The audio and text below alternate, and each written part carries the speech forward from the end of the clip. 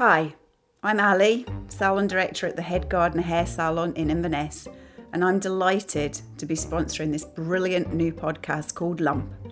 It's honest, raw, challenging, funny, and very, very sweary.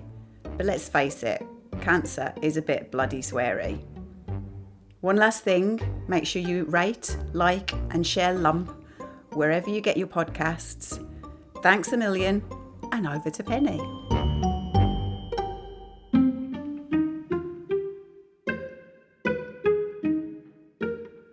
Jugs.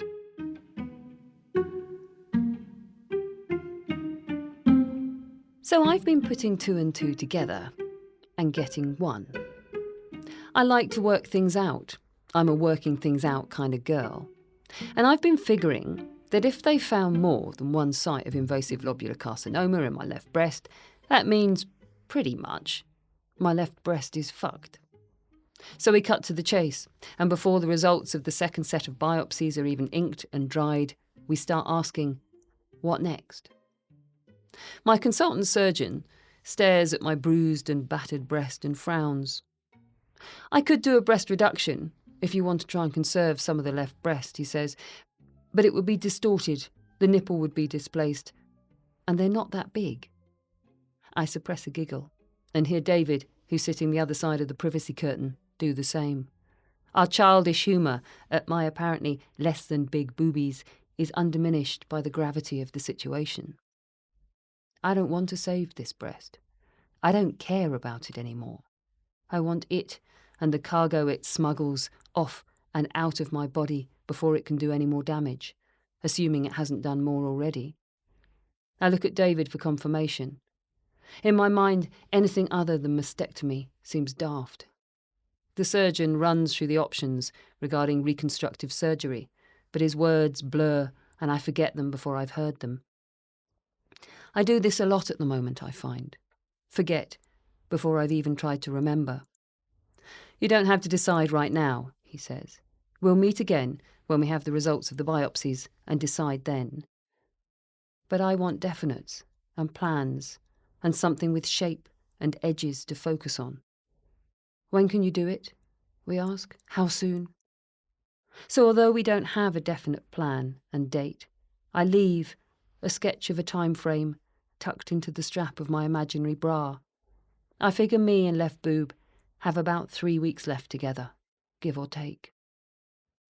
We go for lunch, left boob, David and me. We're going for a lot of lunches at the moment, spending a small fortune on them, and I fleetingly wonder whether I should be trying to conserve every penny for a time when and if I can't work at all, if this all goes wrong. As if any of this was going right. But I've been banned from thinking such dark thoughts, so we sit at one of our favourite cafes and mull over the mastectomy, along with the sourdough toasties and soup of the day. I'm astonished at our ability to pause, absorb, adjust, surge forward. Pause, absorb, adjust, surge forward. In the space of just over 2 weeks, we've gone from pausing to absorb the fact of cancer and the car crash that imposed on our lives, to calmly discussing removing my left breast, then reforming it with back fat and muscle. We've gone from planning our training for the epic Mallorca 312 cycle to cancelling it in favour of the much more realistic 65-mile Étape Loch Ness. And now here I am cancelling that and adjusting to the image of myself sliced and stitched, lying around for weeks on end while I heal. But we do this. Without drama, without tears, we pause, absorb, adjust, surge forward. I pause to consider how I feel about having my left breast removed. In my surgeon's office, we joked that I never liked the left one much anyway. But if I'm honest, that's kind of the truth. If you'd said to me 3 weeks ago, which part of your body would you give up, I'd have quite happily and quickly handed over my breasts. They've never been something I've found terribly useful or interesting. They're not very sensitive or sensual, so I've never seen the point of them in a sexual context. They weren't particularly good at breastfeeding B and kept getting mastitis, which was excruciating. Mainly, I use them as a gauge of whether I've put on too much weight. And when I have, they're too full and too prominent. They've gone up and down a lot over the years. In my mid-20s, I was overweight and horrified to discover my nickname at the local rugby club was Jugs.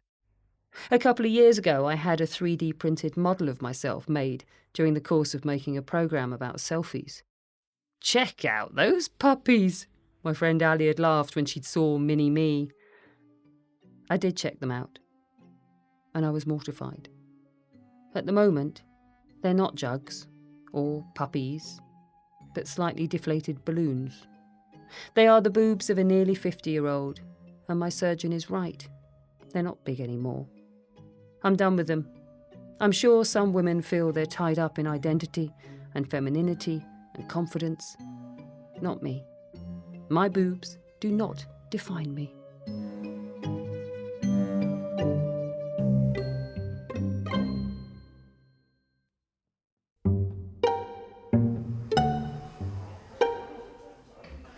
Hi, this is John from The Head Gardener. If you're enjoying the Lump podcast, make sure you subscribe so you never miss an episode. And don't forget to leave a review wherever you get your podcasts and share it with everyone you know, because let's face it, cancer affects everyone around us in one way or another. We hope you enjoy listening to Lump as much as we all do. So next time you're in the salon, tell us how much you're loving Lump podcast and we'll give you a free gift. Coming up in the next episode, We flick through anonymous photos of women with latissimus dorsi reconstructions, looking for breasts that compare in size and shape to my own. This is surreal. 3.5 weeks ago, this was not part of my landscape. Lump is written and presented by Pennie Latin-Stuart and produced by Adventurous Audio.